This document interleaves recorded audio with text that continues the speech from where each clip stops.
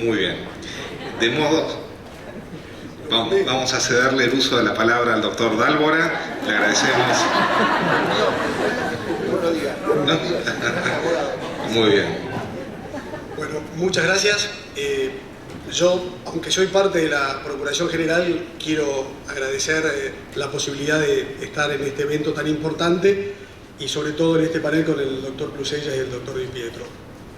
A mí me toca hablar de la protección penal del interés público y me pareció interesante hacerlo abordando dos tópicos diferentes. Por un lado, lo que tiene que ver con el ámbito estricto de la ciudad autónoma dentro de la Procuración General, con la Dirección General de Asuntos Penales a mi cargo, y en segundo lugar, analizando algunas cuestiones que tienen que ver con la relación entre la Nación y la Ciudad de Buenos Aires.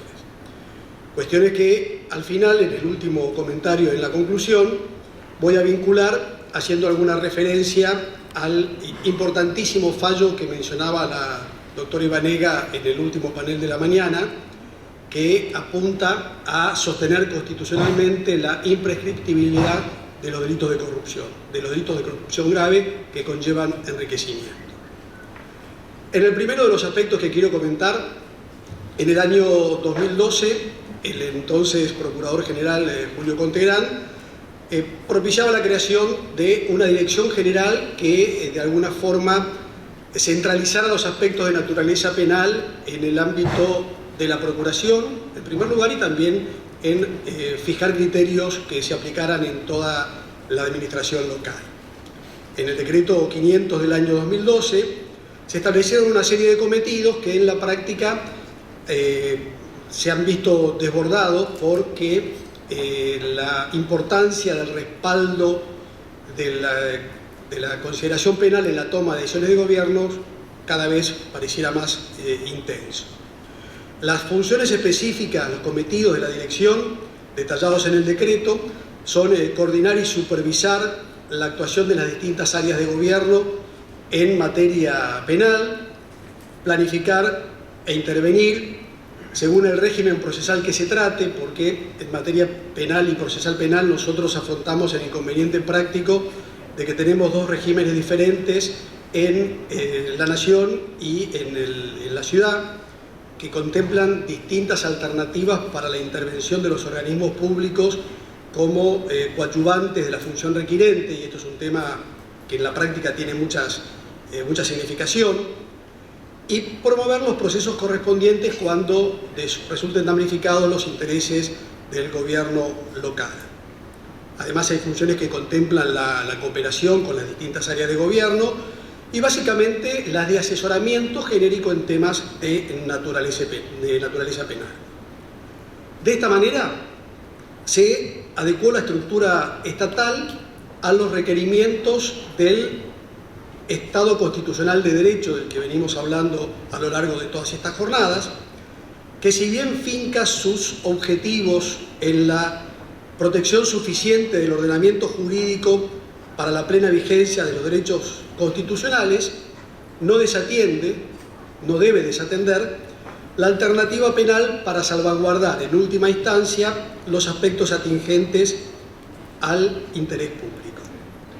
Desde entonces hemos fijado una prioridad con los titulares del organismo que se han sucedido, que apunta a fijar criterios de actuación uniformes y estandarizados para el cumplimiento de las obligaciones específicas que mencionaba hace un rato, tanto en los aspectos procesales como en lo que tiene que ver con los aspectos de derecho de fondo en los distintos temas de competencia de los órganos jurisdiccionales locales. En este sentido tiene especial relevancia todo lo que apunta a preservar y recuperar el patrimonio del Estado en distintos casos en los que el acervo de una herencia vacante corre peligro de ser menoscabado de manera fraudulenta, participando activamente en los procesos penales que apuntan a recuperar inmuebles y a desbaratar organizaciones criminales dedicadas a defraudar el patrimonio estatal. También dentro de este ámbito de protección nos ocupamos de los casos en los cuales inmuebles del Estado son objeto de una usurpación. Aquí tenemos, como esto es competencia local, un rol procesal acotado al del tercero coadyuvantes, a diferencia en el orden nacional que podemos intervenir como querellante conjunto, lo que acorta sensiblemente las facultades requirentes, y propiciamos, a medida que se va avanzando en la instrucción del proceso, el desalojo lo antes posible. Pero aquí debemos dejar sentado un primer inconveniente que condiciona nuestra actividad y tiene que ver con que los órganos jurisdiccionales locales evidencian algunas vicisitudes al momento de resguardar el bien jurídico protegido por la norma penal, el delito de usurpación nada menos, en función, pareciera, de connotaciones sociales y políticas que podrían suscitarse con una orden de desalojo. Si bien los regímenes procesales, tanto de la nación como de la ciudad, contemplan expresamente el reintegro de la posesión o tenencia del inmueble a pedido del damnificado una vez acreditada la verosimilitud del derecho, y sobre todo pese a la contundencia de un fallo señero dictado por el Superior Tribunal de la Ciudad en febrero del año 2013 en una causa Gómez Cristián, cuya doctrina no admite el menor resquicio para la duda, porque dice: no se generan derechos respecto de ocupaciones que sean producto de un delito. Con significativa frecuencia se suceden precedentes que de alguna forma u otra soslayan el cumplimiento de la ley, invocando obligaciones asistenciales del Estado pretendidamente pendientes de cumplimiento satisfactorio, y esto torna en letra muerta la protección penal del patrimonio estatal. También nos ocupamos de resguardar el correcto funcionamiento de la administración, promoviendo la persecución penal de aquellos funcionarios que actúan dolosamente y de esta manera afectan el servicio, y en definitiva colaboramos con los organismos del Estado que requieren asesoramiento u orientación sobre la posible comisión de delitos de acción pública en sus respectivas jurisdicciones, y los ayudamos a preparar los elementos necesarios que se requieren para promover el proceso penal formulando la correspondiente denuncia y cumplir de esta manera con la obligación funcional de denunciar los delitos de acción pública que se conocen en el ejercicio de la función, que está vigente tanto en el orden nacional como en el orden local, y cuyo incumplimiento acarrea las consecuencias de la posibilidad de una sanción penal, porque es una forma expresa, una modalidad comisiva expresa contemplada en el delito de encubrimiento en el inciso D del artículo 277. También tenemos funciones de asesoramiento gratuito que cumplimos en colaboración con la Dirección General de Asistencia Jurídica para todas las víctimas que requieren patrocinio, y en los últimos tiempos estamos focalizando especialmente en las víctimas del delito, los delitos genéricamente denominados de trata, ya sea en el ámbito laboral como en el ámbito sexual. Hecha esta introducción sobre los aspectos que tienen relación directa con la función de la Dirección General, me parece que este ámbito es sumamente adecuado para formular un par de reflexiones respecto del ordenamiento jurídico y la relación que tiene la ciudad con el Estado Nacional. Como todos sabemos, en diciembre del 2014 se sancionó en la Ley 27.063 un régimen procesal penal que instauró un nuevo Código Procesal Penal, valga la redundancia, con todas las características modernas del derecho procesal penal, un sistema acusatorio pleno, donde la función esencial en la adquisitivo probatoria está a cargo del Ministerio Público, y una serie de ventajas que todos los procesalistas penales y los penalistas aplaudimos, porque hay que tener en cuenta que el Código Procesal Penal de la Nación es posiblemente el que mantiene herramientas más afuera de la práctica moderna. Los códigos locales son todos más modernos que el Código Procesal Penal de la Nación en este sistema. En el conjunto de leyes necesarias para poner en vigencia el Código Procesal Penal al que vengo haciendo referencia, se establecía que una ley especial que terminó siendo la ley 27.150, iba a fijar la fecha de entrada en vigencia, y a partir de ahí se generaron cuestiones que a mi modo de ver tienen relación directa con los intereses de la Ciudad Autónoma de Buenos Aires. Inicialmente se contemplaba una fecha de entrada en vigencia que era el 1 de marzo último, que por una norma posterior fue suspendido, para la justicia ordinaria, y se postergaba sin fecha de entrada en vigencia la aplicación a la justicia federal. Con lo cual nos estábamos encontrando con que la Nación sancionó un régimen procesal penal que legalmente contempló, en principio, solo su entrada en vigencia para la justicia local, y postergando la entrada en vigencia para la justicia federal, me parece que se generaba una cuestión de naturaleza constitucional, porque es una facultad que los regímenes locales no delegaron en el gobierno federal. Esto está, y además afectaba claramente la autonomía de la ciudad consagrada por el artículo 129 de la Constitución Nacional.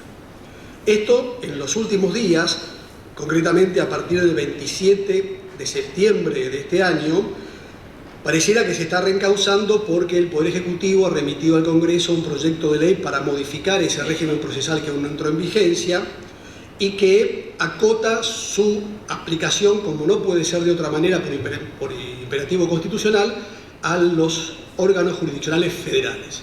De manera que mantendrá, pareciera, si este proyecto se convierte en ley, la ciudad el derecho a tener su propio régimen procesal. Y otra cuestión que afecta nuestra relación con la Nación tiene que ver con el traspaso de competencias penales ordinarias gradualmente a la órbita local.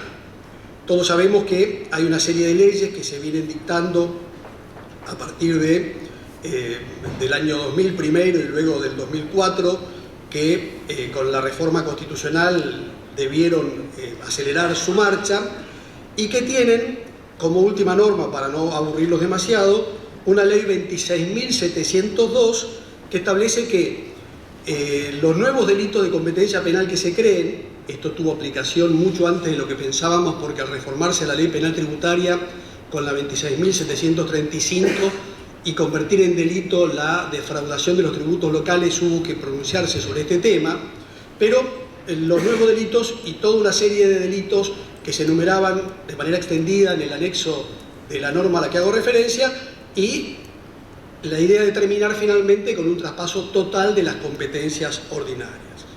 Sin embargo, esta norma contemplaba en un artículo, el artículo 8, que la transferencia tenía como presupuesto práctico el dictado de la norma local que aceptara lisa y llanamente la transferencia, circunstancia que dejaba pendiente la asignación de los recursos necesarios para asumir un compromiso tan intenso como es la administración de justicia penal en todas las cuestiones de competencia ordinaria. Esta cuestión se fue demorando, y el motivo de esta demora, lo hemos dicho en distintos ámbitos, tanto académicos como funcionales, pareciera estar alineado con las diferencias que existían, por lo menos en cuanto a la concepción del manejo de la cosa pública, hasta diciembre último. Pareciera que los motivos para posponer esta obligación de naturaleza constitucional, como decíamos, han desaparecido, y esto debiera ser un objetivo inmediato: el traspaso final de las competencias penales ordinarias a la justicia local.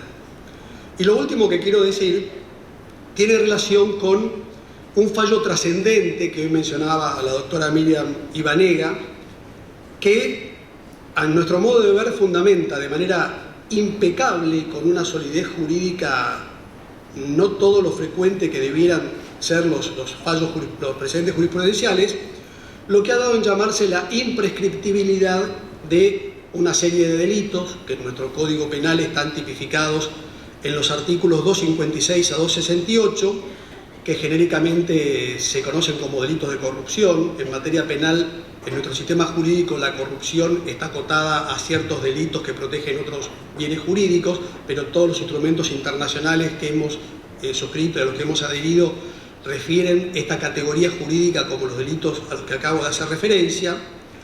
Y hay en este fallo un análisis muy minucioso que desde el punto de vista penal los aspectos de interés son diferentes de los que mencionaba la doctora Ibanega hoy, porque en realidad inmediatamente después de la reforma constitucional del 94, Vidal Campos hablaba de los delitos constitucionales, ¿no?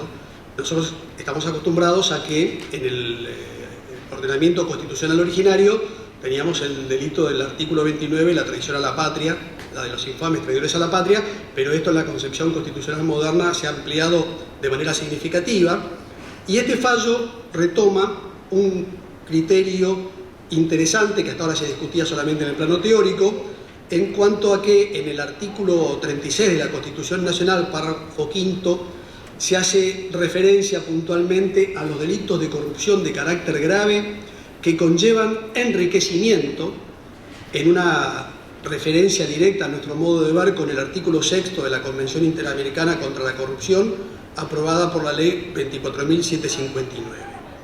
Esto es, hay un primer precedente jurisprudencial de un tribunal que tiene un reconocimiento en cuanto a su profundidad jurídica indiscutido, por lo menos en términos académicos, y que señala que la Constitución Nacional establece la imprescriptibilidad en tanto se cumplan determinados requisitos que provienen del derecho penal, como es que el precepto de la norma figura a nivel constitucional, pero que la pena tiene que estar contemplada en el Código Penal, lo que ocurría al momento de la reforma constitucional. Todos estos tipos penales que mencioné ya estaban incorporados, de manera que ahí tenemos un primer elemento con el que voy a mencionar a continuación para concluir. Pareciera que la protección del interés público desde la perspectiva del derecho penal se ve realmente fortalecida. Este último elemento que quiero adicionar al señalado en el voto del doctor Schifrin en la causa que comentamos, que es la Cámara Federal de La Plata, la Sala Segunda, la causa 3290 del 2005, resuelta el 6 de octubre de este año.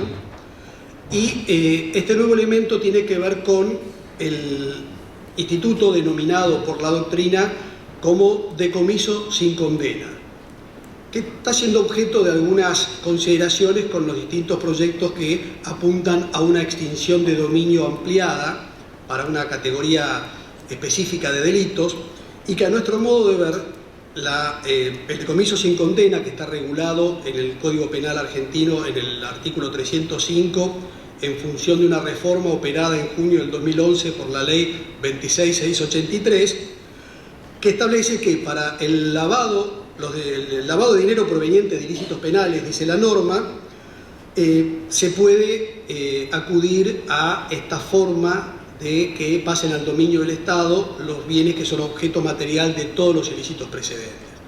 Si tenemos en cuenta que en nuestro ordenamiento jurídico el delito de lavado de dinero admite como delitos precedentes todos los ilícitos penales, sin demasiado esfuerzo se cae en la cuenta que cualquier delito, cualquier ilícito penal, lo que implica el delito en abstracto sin necesidad de que haya sentencia condenatoria concreta en el caso puntual, en todos aquellos que tienen un objetivo de enriquecimiento patrimonial o que apuntan a generar afectaciones de una u otra manera a través de los distintos bienes jurídicos, aspectos patrimoniales, se puede acudir a este instituto.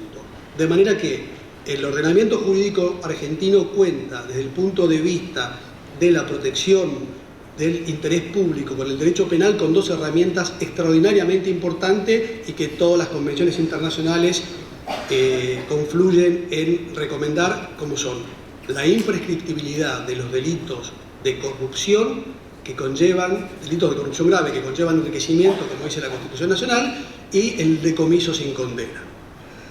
Según se ve, la protección penal del interés público constituye el último resguardo de la sociedad para responder al menoscabo de sus intereses. Muchas gracias.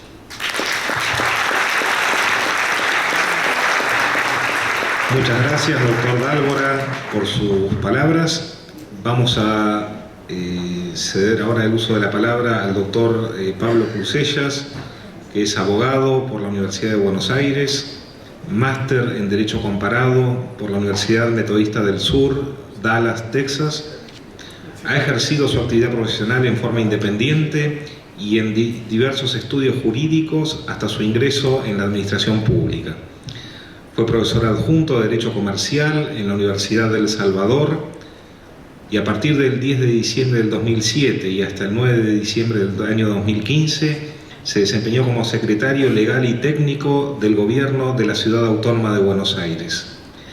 Desde el año 2015, desde el 10 de diciembre del año 2015, se desempeña como secretario legal y técnico de la Presidencia de la Nación. Doctor Clusellas, lo escuchamos. Bueno, muchas gracias, buenas tardes a la Procuración una vez más. El agradecimiento por la invitación que me hicieron, doctora Starlova, doctora Rodríguez. Creo que es la cuarta que estoy viendo, hasta ahora vengo con asistencia perfecta, así que la próxima me dan el diploma.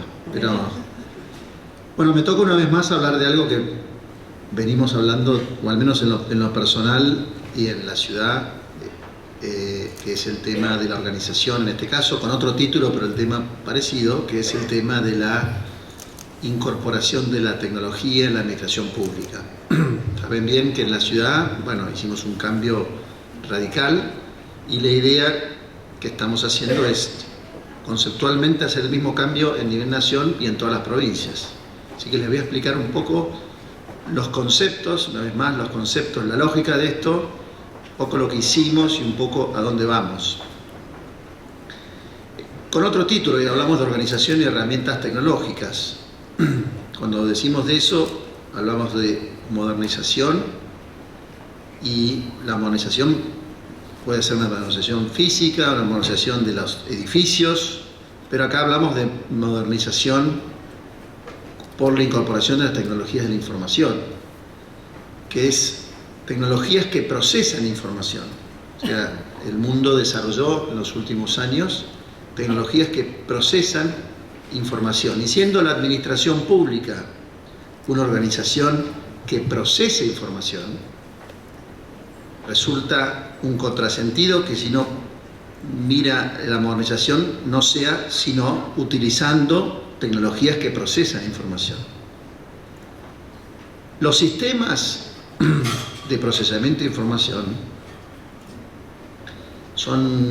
no se hacen preguntas, no somos como los seres humanos que permanentemente nos hacemos preguntas y damos respuestas. Los sistemas brindan respuestas que fueron procesadas. O sea, lo que hacen en realidad los sistemas, por eso decimos que los sistemas son medio sonsos por un lado, es que lo que hacen es dar las respuestas que nosotros cargamos a una velocidad que es mucho más eficaz que la que hacemos nosotros. Cuando un automóvil moderno está por enfrentar un choque, los automóviles modernos le dicen: mire, usted lo único que tiene que hacer es apretar el freno y dejar que el automóvil se prepare para el choque, porque toda esa información del impacto en un momento está procesada en un lugar y es mucho más rápido que lo que puede hacer el ser humano en el cerebro esa milésima cuando está a punto de chocar. En ese nivel donde usted puede poner la información. Y no es que sea más inteligente, es que de alguna manera logra que haya una serie de respuestas juntas a una velocidad que el cerebro no las puede desarrollar. O sea, ese es el concepto de las tecnologías de la información. Y la administración pública, que es una organización, decimos, weberiana, jerárquica, que utilizó una cierta tecnología en un momento, básicamente una tecnología de papel, que es una manera de procesar información finalmente. En un papel o en un documento uno procesa información, pone información y la procesa. Tenía que pasar a un modelo de una administración pública que procese información con otro estándar. Y ahí venían las discusiones que teníamos al principio en la ciudad y que siguen siendo discusiones un poco estériles, la supuesta antinomia entre la eficacia y la legalidad, como que si incorporar tecnología iba en desmedro de la legalidad, o las organizaciones weberianas versus las organizaciones gerenciales, como si fuesen antinomias, muy típico de la sociedad nuestra, que enseguida fijamos, quizás para comprenderlo, pero a veces con cierto peligro, es fijar una antinomia, o es esto o es lo otro, y no preguntarse cuál es la dosis de las cosas. Es decir, uno de los problemas que siempre digo que tiene la sociedad argentina es esa diferencia entre el remedio y el veneno, que es la dosis. ¿Cuál es la dosis correcta? ¿Cómo puede ser que haya una antinomia entre legalidad y eficacia en una administración? La eficacia tiene que ser un objetivo, la legalidad un límite, pero no cambiar los roles, o que la legalidad sea los dos o la eficacia los dos. Pueden convivir. Yo creo que hay dosis de eficacia y dosis de legalidad. Es más, nuestra opinión o nuestra tesis fue siempre que si la administración pública no incorporaba eficacia en el procesamiento, finalmente se disminuía la legalidad. O sea, el enemigo de la legalidad es la ineficacia, porque la ineficacia es amigo de la discrecionalidad, de la arbitrariedad. La legalidad pierde frente. Entonces, a diferencia de la resistencia que había, yo siempre sostenía que era un beneficio, porque la eficacia permite que la legalidad ingrese más fácil. O sea, esa fue la lógica por la cual trabajamos. A ver si me sale. Bueno, y este tema de la modernización tiene distintas fases, porque en realidad la modernización es un término que puede tener distintos significados. En la administración pública lo tiene. Cuando uno ve las administraciones públicas en Argentina, todas quieren modernizarse. Lo que pasa es que no todas llegan a las fases, bueno, seguro no han llegado a las fases que está la Ciudad de Buenos Aires, la administración pública de la Ciudad de Buenos Aires, pero, digamos, de alguna manera se van aproximando, no todas juntas. La idea es que todas vayan profundizando, o sea, utilizando más sistemas, procesando mejor la información, incorporando más legalidad a través de la eficacia. Hay una primera fase en la cual están todas las organizaciones, casi toda la administración pública, nacionales, provinciales y hasta muy locales, que es la fase presencial, que es la utilización de tecnología para decir, bueno, entre a mi página web, muéstreme, es unidireccional. Yo me muestro, esto soy yo, esta es mi foto, es lo que llamamos la fase presencial. Nosotros concluimos en la Ciudad de Buenos Aires en el año 2009, cuando comenzamos todo el proceso de reforma, que para poder ir a las siguientes fases, la condición necesaria para ir a las siguientes fases, para poder ir, porque había una segunda fase que es la presencial, una segunda fase que es la registral, que las administraciones públicas habían arribado a una fase registral. El ejemplo de el SIGAF o el CIDIF en Nación, o el SIGAF en la Ciudad de Buenos Aires, sistemas de administración financiera que son básicamente registrales. Procesan información, pero la información se registra. Uno tramita de una manera y en un momento registro, tramito, registro. Había en algunos lugares, en Ciudad había, pero no crean que en todo el país existen sistemas registrales de administración financiera. Hay administraciones públicas que todavía están registrando a la vieja usanza, digamos, mismo en la provincia de Buenos Aires y en algunos lugares de la nación que todavía el sistema de CIDIF, que es un tema de registración financiera, no ha llegado y siguen registrando por afuera del sistema. La ciudad no, la ciudad había desarrollado, que son sistemas registrales, que básicamente registrar. Encontramos que en ese punto sí, pero la próxima fase, había que llegar a las próximas fases y vimos que en la administración pública la única manera de llegar a la siguiente fase era resolver el tema de la gestión documental. Es una publicidad por un libro que se baja en la web nada más, pero para que vean el título, dijimos, en la administración pública, ¿qué se hace? Se procesa información, se documenta. Si vos no resolvés el problema del documento, de cómo eso se documenta, se guarda. Si no tenés resuelto eso, no podés atravesar las siguientes fases.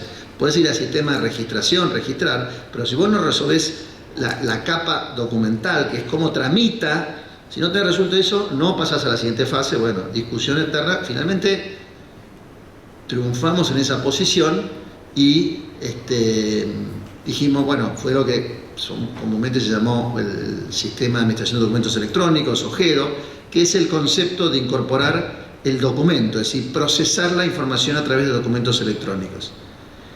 ¿Y eso qué significa? Básicamente, nosotros lo que hicimos conceptualmente es disociar el documento del expediente. Es decir, lo que era como el tramitador no es el expediente, el que tramita es el documento. Es decir, generamos el documento. Después esos documentos Por eso ustedes ven arriba la vieja usanza en papeles que el expediente tramita. El documento es el que tramita, después yo lo vinculo al expediente.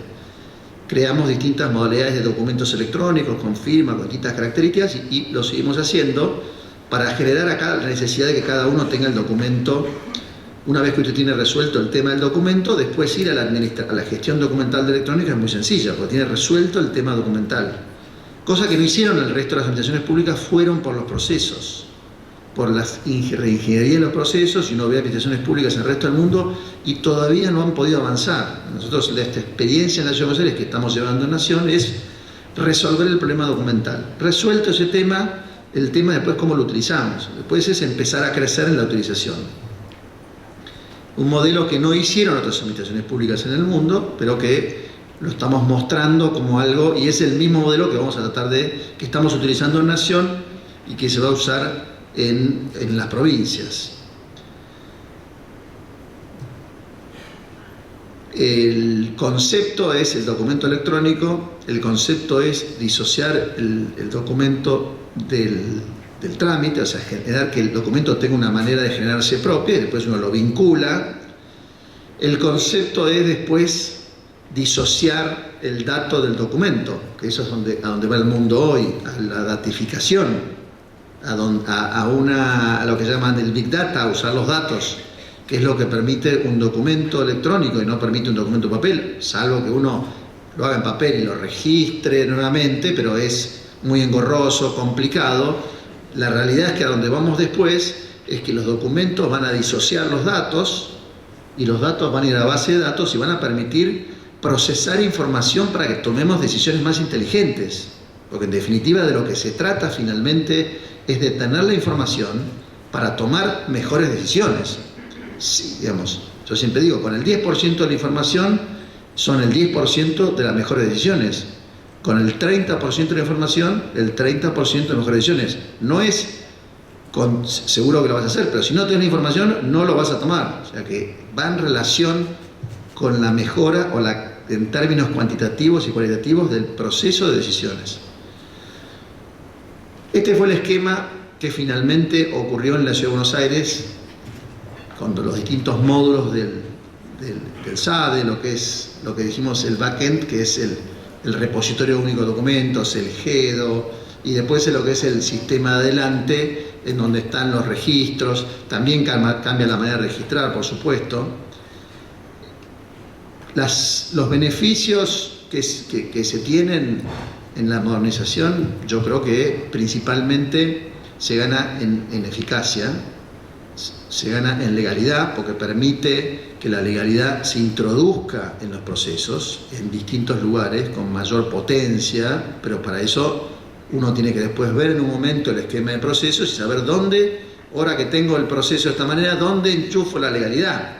Tengo que ser inteligente en poner la potencia de la legalidad en los lugares, y quizás con una lógica distinta con que lo hacía en la tecnología antigua, porque tenía un impedimento de poner legalidad en estos trámites, porque no tenía acceso a la información, porque el expediente del físico no me llegaba. Ahora en realidad no tengo ese problema si quiero, podemos trabajar. ¿Va a cambiar la estructura? Por supuesto que va a cambiar la estructura, porque si yo la información, todos pueden acceder en el momento determinado, el concepto de jerarquía se va diluyendo y pasa a ser una cosa mucho más radial, donde la inteligencia se puede incorporar en el momento justo y no por fases, que es uno de los problemas que tiene la organización weberiana, pero es un problema que responde a la tecnología del papel. Cuando uno entra en el mundo, la manera como las organizaciones procesan la información, incorporan tecnología y deciden, cambia. Yo cuando sigo leyendo que se sigue enseñando el derecho administrativo desde el acto administrativo hacia adelante, siempre sostengo, bueno, siguen enseñando al tenis de blanco y jugando al revés como se enseñaba. La realidad es que la información se procesa de una manera distinta, hay que ir más al problema jurídico de ese sistema de procesamiento de la información. Ya nada más el acto administrativo es un Word que se escribe, no es la esencia del derecho administrativo. Hay que ir a los problemas jurídicos que trae esto, que va a traer una cantidad de problemas, pero no por eso no llevarlos adelante. Se gana en un valor que es esencial, que es la transparencia. Recién hablamos de la corrupción. Sostengo que la manera más eficaz para luchar contra la corrupción es la transparencia. Es decir, yo descreo de los organismos específicos que se crean para la corrupción y más organismos. Creo que independientemente de esos organismos, el verdadero cambio es la transparencia, y la transparencia en materia de gestión documental de papel. No es que no es muy difícil de lograr. Un sistema registral antiguo es muy difícil de lograr, porque ¿cómo paso a la fase de transparencia cuando tengo en pilas de papeles, los datos están guardados, no los puedo trazar? Es imposible.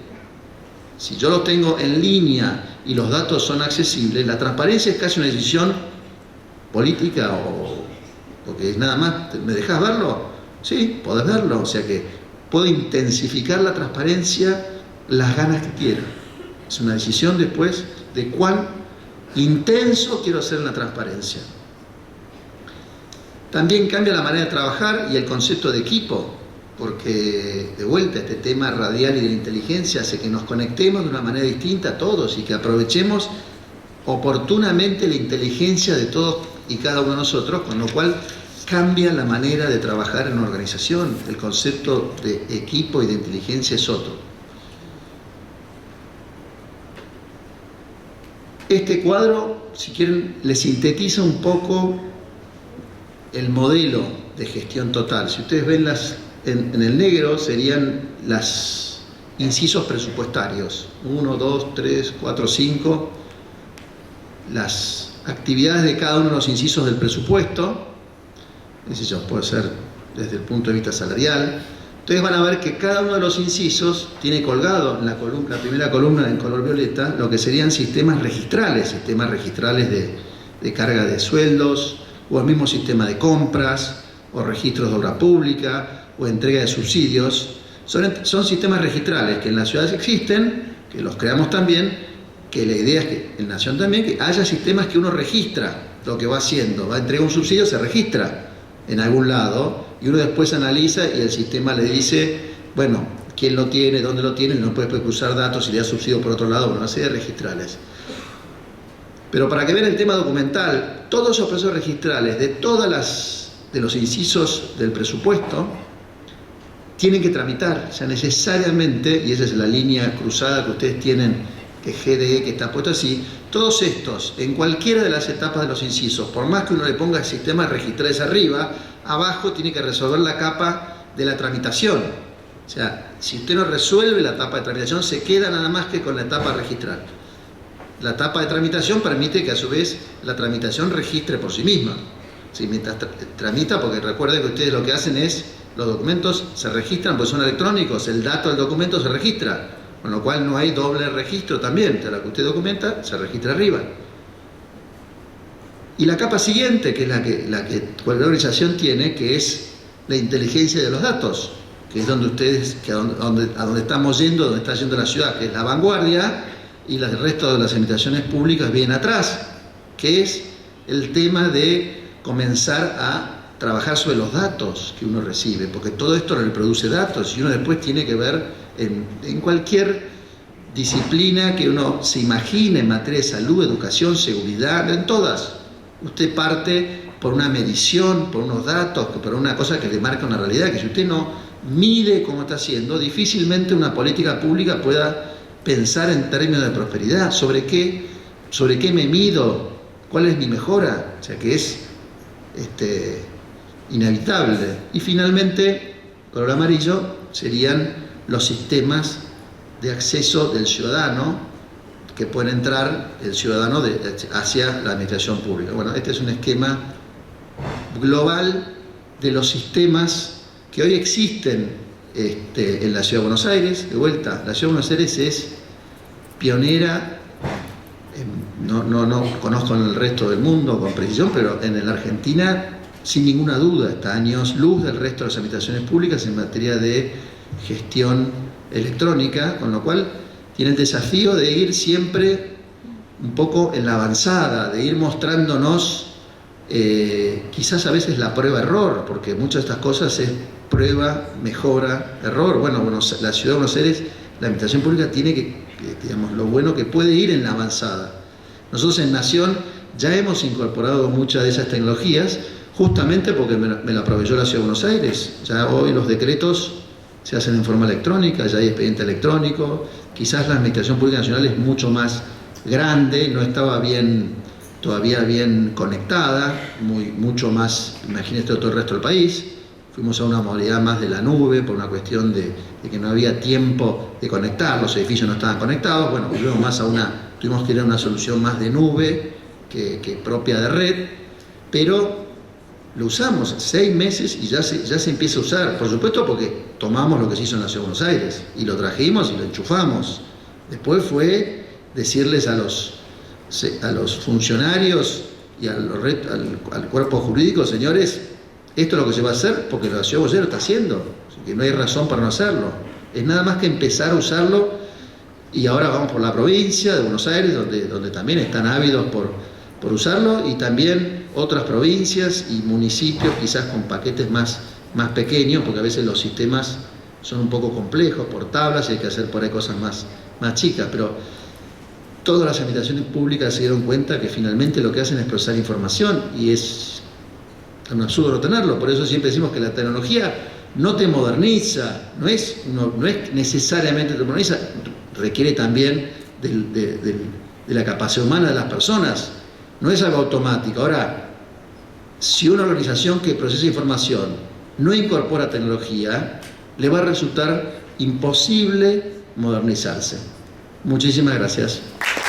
El aplauso para los doctores Pablo Crucelas, Francisco Tálvora, y también para el doctor que ofició como moderador.